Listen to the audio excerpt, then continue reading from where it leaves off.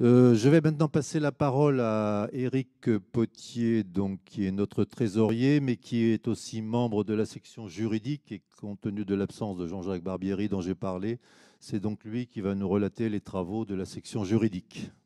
Je passe la Bien, parole à Éric. bien, merci Président. Bonjour à toutes et à tous.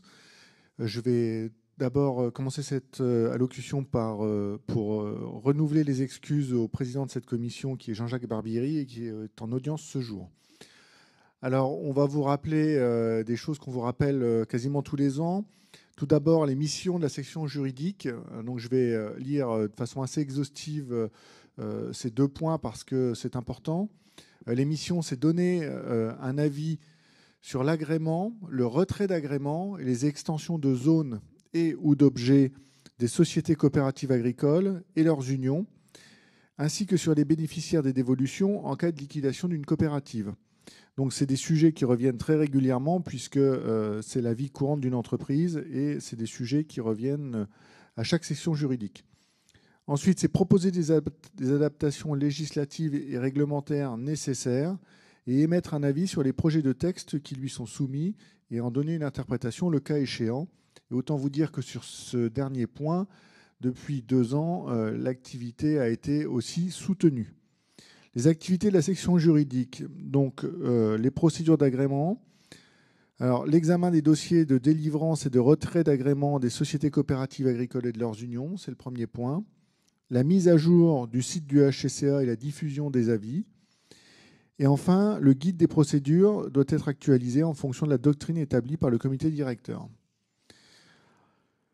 Alors, quelques rappels sur la procédure. À chaque fois que vous souhaitez déposer un dossier pour les points qui vous ont été cités auparavant, vous devez être à jour de 3 points importants. Vous devez avoir envoyé votre dossier annuel de contrôle complet au HCCA.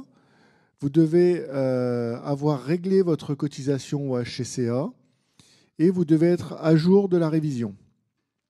Si vous n'êtes pas à jour de ces 3 points, votre dossier ne sera pas traité et on vous demandera d'abord de vous mettre à jour avant de commencer à le traiter. Alors, les points vérifiés quand un dossier est présenté en section juridique, puis au comité directeur.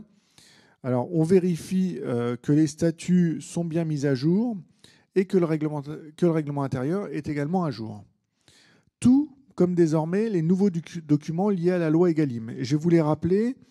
Alors, ces nouveaux documents, c'est la liste des filiales et autres sociétés localisées en France et à l'étranger contrôlées par la coopérative, la part des résultats de la coopérative reversés au titre de la rémunération du capital social et des ristournes, ainsi que la part de résultats des filiales qui remontent à la coopérative. Et bien entendu, il faut que vous nous joigniez l'attestation du commissaire aux comptes qui atteste l'exactitude des informations. Et enfin, vous devez nous joindre également le document sur le niveau de rémunération prévu pour les adhérents coopérateurs et le réel montant versé pour l'année N et pour l'année N-1. On vous propose de faire un point à date du niveau de coopératives qui sont aujourd'hui à jour sur la mise à niveau de leur règlement intérieur et leur statut. Donc, c'est sur la base de données des 1900 coopératives qui aujourd'hui déposent leur dossier annuel de contrôle au HCCA. Donc, le nombre de coopératives qui sont aujourd'hui dans la réglementation pour leur statut est de 57%. Et pour les règlements intérieurs, seulement 32,7%. Autant vous dire que vous avez encore du travail et que l'on compte sur vous pour que ces chiffres montent très très vite. On a fait un focus sur les 200 coopératives les plus importantes en chiffre d'affaires. Bon, effectivement, c'est des entreprises qui sont en général plus structurées. Et vous voyez que 90% de ces entreprises ont leur statut mis à jour. Mais quand même, je vais le mettre en avant, seulement 65% ont leur règlement intérieur à jour au 5 novembre dernier. Concernant les documents annuels de contrôle et les nouveaux documents Egalim, de nouveau, on vous a fait un focus sur la base, donc 1900 coopératives que l'on connaît. On a reçu 1207 dossiers annuels de contrôle. Les documents présentant la part des résultats, 73%. Les documents présentant des informations sur les écarts de rémunération, 47%. Et dans le top 200, 156 documents annuels de contrôle, 92% notifient la part de résultats reversés aux associés coopérateurs et 69% ont les informations sur les écarts de prix. Bon, bien entendu, hein, j'insiste pour redire qu'il faut rapidement que l'on atteigne le 100% sur ces dossiers. Et je rappellerai que le HCCA, c'est une petite structure, on le verra quand on présentera les comptes, et vous relancez, c'est chronophage, et malheureusement, on n'a pas les moyens aujourd'hui de vous relancer régulièrement pour avoir vos documents, sauf à recruter et à augmenter vos cotisations demain matin. Donc voilà, j'insiste sur ce point. On compte vraiment sur vous pour que ces pourcentages évoluent très rapidement. Un petit point sur l'examen des dossiers. Je ne vais pas vous les détailler. On a traité 408 dossiers l'an dernier. Vous voyez que c'est relativement important. Peut-être un point à mettre en avant, c'est quand même 96 agréments de CUMA. Voilà, donc ça montre une certaine dynamique dans les CUMA et une création. Alors peut-être aussi lié à la conjoncture agricole qui est plus difficile aujourd'hui.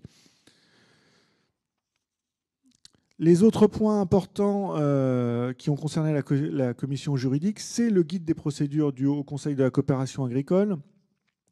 Alors ce guide est un guide pour vous accompagner dans les évolutions réglementaires concernant votre statut de coopérative agricole. Le premier chapitre décrit les textes de référence et les formalités à effectuer dans le cadre de la création d'une coopérative agricole ou d'une union.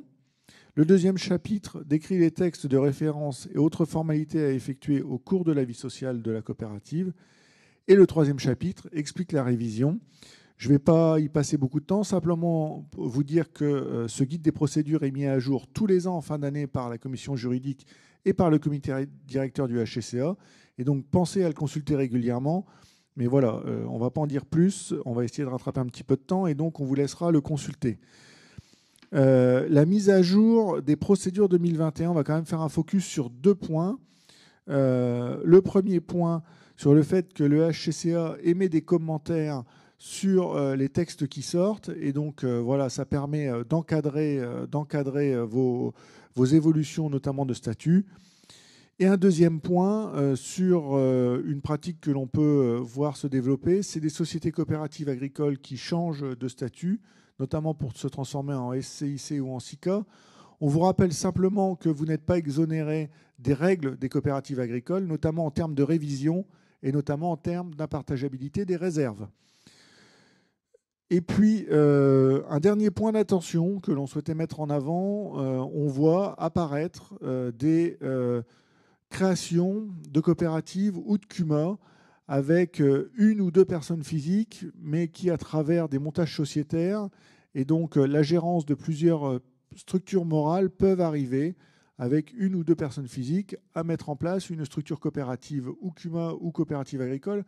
Bien entendu, c'est un point d'attention et c'est un point qui nous interroge, puisqu'on peut se poser la question effectivement de cette gouvernance, de la gouvernance de cette nouvelle entreprise et notamment de la constitution d'un bureau avec 4 personnes physiques quand on n'en a que 2 au départ. Voilà, on est vraiment, voilà, on insiste sur ce point. Il ne s'agit pas de, à travers quelques, on va dire, quelques réflexions un petit peu en décalage, de pouvoir mettre en place des structures qui n'ont pas de sens. Voilà. J'en ai fini de la présentation. Je finirai simplement par remercier Anne Vitu qui anime d'un point de vue technique cette commission et nous apporte un soutien et qui traite les dossiers, que vous envoyez. Et voilà, c'est un travail assez ardu et elle nous accompagne au quotidien de façon très professionnelle. Donc je souhaitais la remercier. Merci Eric de cette présentation un peu au pied levé, si je puis dire, et donc d'une présentation très exhaustive des travaux menés par la section juridique.